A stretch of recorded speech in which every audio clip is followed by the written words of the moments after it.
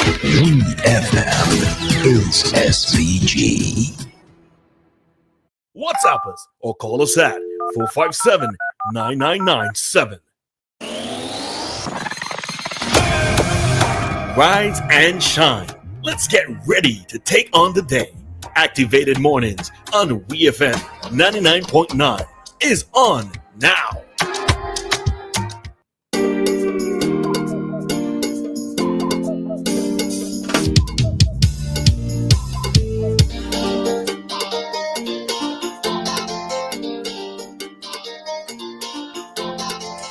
Guess who's back? Is it Deanna? Is it Rolisa? Okay, I'm done. I am done. That's it. I'm going to get serious. We are back with our final talk time here on Activated Mornings. And before I say too much and forget, good morning to Miss Brown and Mrs. Richardson in the kitchen at the Clare Valley Government School. Miss Richardson, I see you yesterday and you tell me I wasn't going to be there, but I saw you plenty. Camera catch you a lot. Right? Oh, she's a Baptist? Yes, okay. Yes. That's interesting because I also remember I mentioned that there's a Baptist church in Clare Valley. Mm-hmm. And so I actually saw one of my neighbors, but I'm just calling everybody in Clare Valley, in my section neighbors. But so I saw one of my neighbors in the procession as well. So they came out in the numbers. So remember before we told y'all that we do have a scheduled topic, but with the spiritual Baptist questions that we pose, if anybody wants to answer it at this time, this is the time to answer it. Anita, you had about an hour to do that homework to find out what it is, what you were saying, what it meant. So we hope to hear from you now. All right.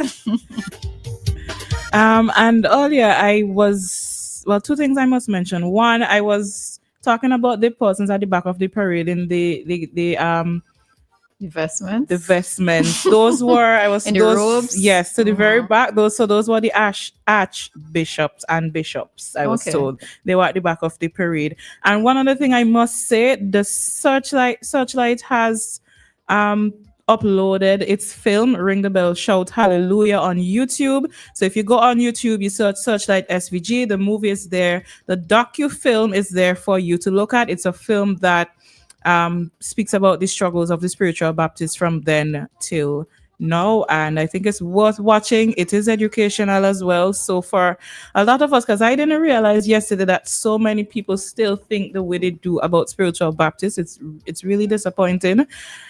And I even saw a particular Christian member, how do I even put this? A particular person on social media, apparently he made some posts a couple of days ago about the spiritual Baptist. It was really distasteful negative, to me. Okay. Yeah, and it's so disappointing. But I encourage you to look at this docu-film. It was directed by Christina Smith and edited and video. What's the word? The videographer and the editor was Eldonte Samuel. Yeah. Okay. So it is now there for everyone to see. Searchlight SVG on YouTube. Ring the Bell, Shout Hallelujah. That's the film. And that's it. Mm-hmm. That's it. So. All right. So the lines are open 457-9997. That's a WhatsApp and that's direct. And we are also live on Facebook and YouTube. All right. So. Yeah. Okay, then. So that means that we're going to head into our topic because we do have something to discuss. And I think yesterday and looking at some of the responses yesterday made me want to go look into this topic.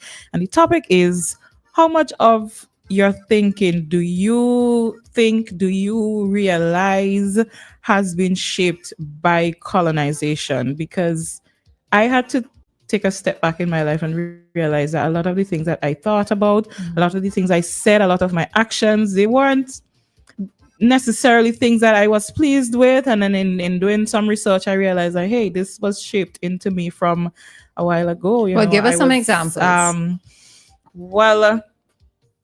For one, I am going to use the spiritual Baptist because this is most recent and it's stemming from yesterday. To still be in this day and age, saying that they are working obia. And I've always been intrigued with the Obia thing since I was a child, but then I was younger. I didn't really do much looking into that. But as I've done my research and being around people who have extensive knowledge on spirituality, African spirituality, and various things, I've realized that that whole Obia thing, that is something from the colonizers, and several persons have actually mentioned this, right? In that whatever religious or spiritual practice came from Africa because they did not know and they did not understand. They just say it's Obia, they walk in this, they're doing that, and so on and so forth. And we today, we still go on with that, and it's really disappointing to me because we could actually look it up, we could actually find it out for ourselves, things like that. Another thing, um religion as well, but I'm not going to go further into that one. I'm going to say religion is one of those things that we still have certain colonial ways of thinking, because there are certain forms of worship that are more accepted because it is more European as far as I'm concerned. It more aligns with the European style of worship and what the Europeans accepted and accept as their style of worship. So for many of us, we cling to those, and if we are part of that particular religion or religious denomination, we figure that we are better than the rest. We figure that we are doing what is supposed to be done and that we're doing the right thing. Go ahead, you can take the call. Hi, caller. Good morning. Good morning. How are you? Good morning. Or okay. Good morning. I just wanted to take a little brief minute because your program this morning for me is a very touching one, and specifically the fact that I'm hearing young people involved in this discussion. Do you want to just identify yourself, Yesterday, because I'm sure I'm picking up on your voice, but just confirm. my name is Edwin Snag. All right. Thought as much. All right. Good morning, Mr. Snack. Good morning. My name is Edwin Snag. And yesterday, for me, was a very moving and a very touching and a very deep event, in that it was not only that was it something that's national, but it was deeply spiritual and historical, all in one. Because what took place yesterday is not only the righting of a historic wrong, but it was a movement, and it brings me to the point of when Bob Marley sings the song Exodus, the movement of Jah people. When one look at the procession yesterday, you remember the children of Israel moving from Egypt and heading to the promised land. I think that unfortunately there are so many persons who really don't understand this religion or this faith. Now, I have been a spiritual Baptist for approximately 50 years, since I was 22.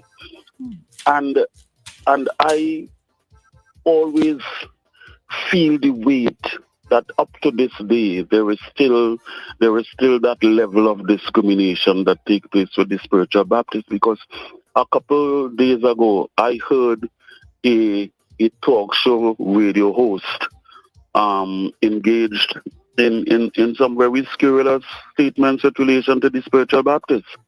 As a matter of fact, so much to the extent of virtually mocking the rhythm that the spiritual Baptists, perpetuate during our rituals and during our services and our events and functions, and the spiritual Baptists has emerged from the very bowels of the Caribbean people,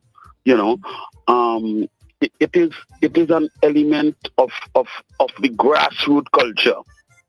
And up to today, there are some persons, because they feel that it does not belong into what they consider the societal norms.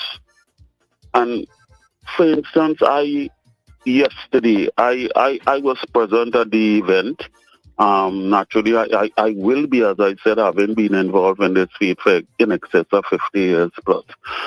And I saw something viral, and some people had so many negative, things to say with relation to to me being part and parcel of the event, and and singing, the Simpson song keys of my faith. And I was tempted to respond, and then I said no. There is no need for me to justify or to explain to anybody the depth of my faith, the depth of the religion, and the manner in which I serve my God. I don't have to do that to no living creature, neither man, woman, bird, nor beast. And what happened yesterday is something that will ever be entrenched in the history of St. Vincent and the Grenadines. And I don't know if you had the privilege of driving through, because I came down to the park, after the procession had taken place. And I noticed that so many places yesterday were closed, even down to bars and, and normal. They were closed yesterday because there was a certain feeling in the land of this is something special. This is something that's deeply spiritual. My hope, however, is that we do not lose our way following this declaration of this national holiday, and that the Spiritual Baptist Church, as I heard some of your comments prior, there is need for edification, for people to understand the religion, or the faith, as we call it, the faith, because the faith of the shouter, the faith of the shaker, and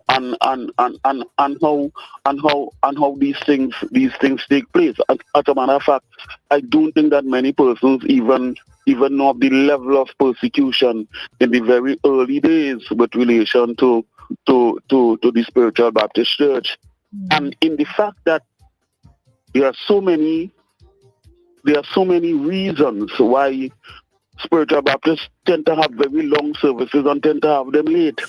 Because I had somebody who was like a mentor to me in my early days in the Spiritual Baptist Church, who indicated to me, he was in his late 80s, and he said, Edwin, we used to keep our services at midnight because fear of persecution. So we started our church service at midnight and finished at 4 in the morning, and up to now, this particular aspect remains. And I think that persons sometimes you hear, because even now in this modern time, you still hear people talk about Obe and about this happening because I hear even Ralph want to talk all kind of foolishness, But we fail to realize that there's a certain spirituality in man, and these things are not explained, and persons who don't understand and who have never felt what this is about and the depth of it tend to have all sorts of because the Baptist man, as I said, has emerged from the bowels of the grassroots. He was normally from the poor and the working class. Now you would find, and I heard the Archbishop Pompey yesterday indicating that there were one time when it was just that. In other words, it was basically just the downtrodden. But he indicated now there are lawyers and there are doctors and even politicians. And when he say even politicians, I put up my hand, I put up my hand, and I put up my hand proudly. You understand? Even politicians who are now members of the fraternity of the Baptist organization, and of the Baptist Church, I don't want to take up too much of your time, but it will be really great that we could have an educational program designed to inform more people of the general public of the historical aspects, the spiritual aspects, and the depth of the organization of the Spiritual Baptist movement. All right. So with that, I say thank you. Have a good day. Yeah. All right. You as well. And thanks for calling. Yeah. All right.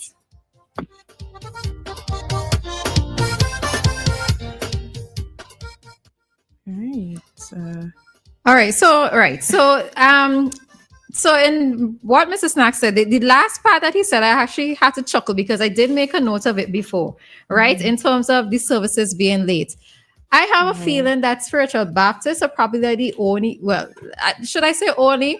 Maybe one of the few religions or persons attending that religion where they know that the service is going to go late, right? Because yesterday's service, at least just in the park session, was for about 5 hours.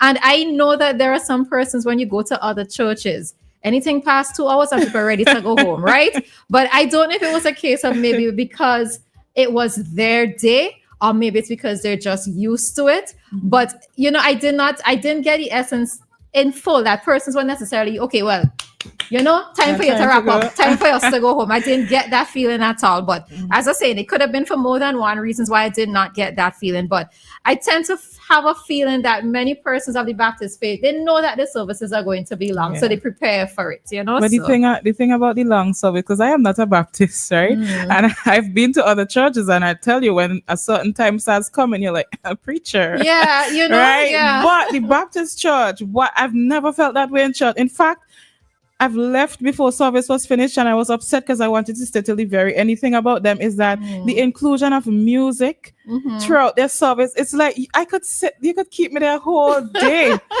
and I will not complain, because everything, I love it when they break out into songs. So somebody is going up to preach and then somebody just starts to sing and then everybody just knows.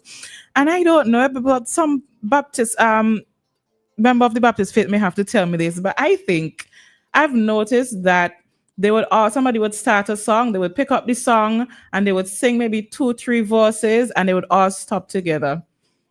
I sat there in one service just the other day and I was like, how everybody know to just stop one time. Like they just stop, like nobody would, sometimes somebody might stop and then somebody might trail off singing. Like just stop the drum, everything just stop one time. So you say that the Spirit lets them know when to stop? Oh, no, like I don't know if it's a tradition, and because they're accustomed, they know how much we're gonna sing and then we're going to stop, because I don't go there every weekend, so I don't know the order of service and so on. But that's amazing to me. I could sit there for hours because I love how they include the music. That's one of the, there's so many beautiful things about them, but the music, amazing. All right, so to go back to your question of how much of our mentality has been shaped by colonization, I think that we are now in a woke society, right?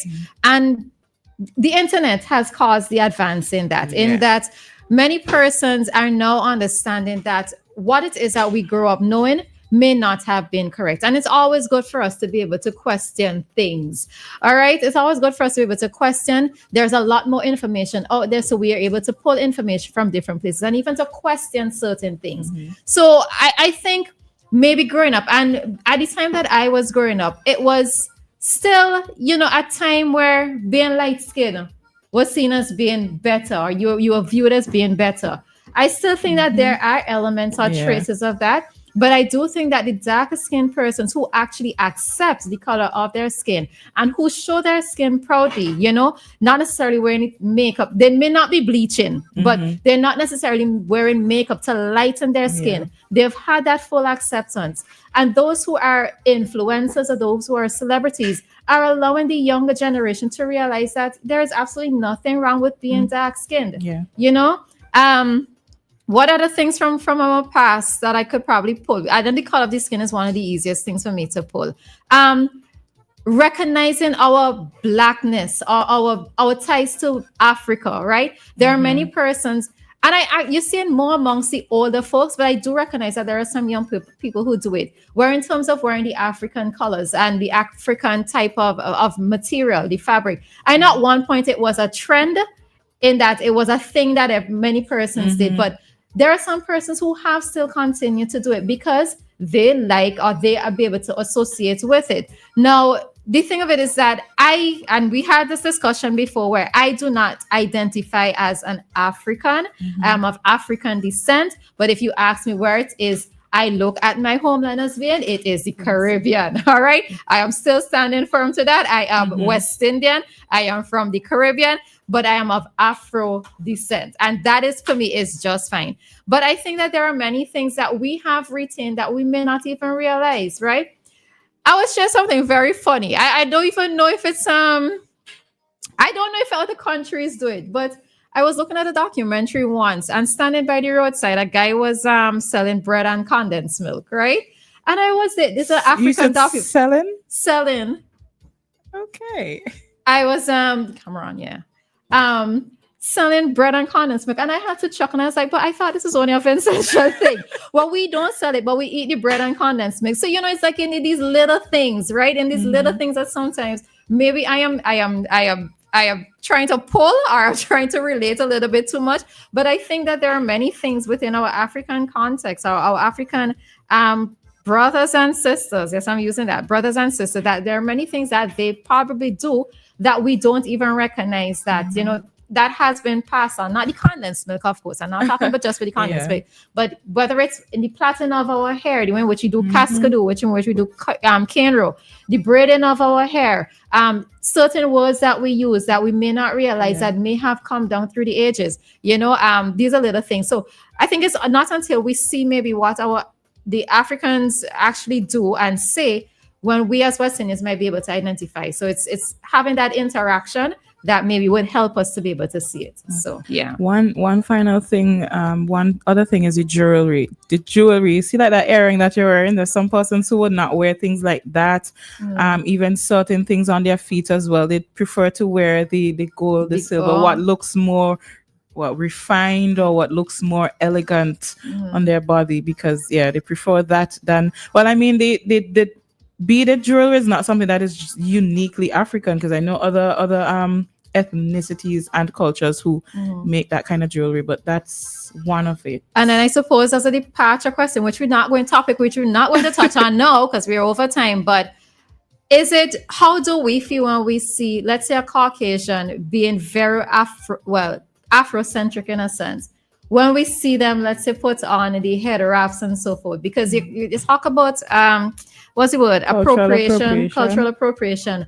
Are we offended when we see persons doing that? We're going to answer that another time. We don't have time to do it. But it's just something that I'm planting. Because I think I have a different opinion when it comes to it. But yeah, we would take that up another day. Okay, all right.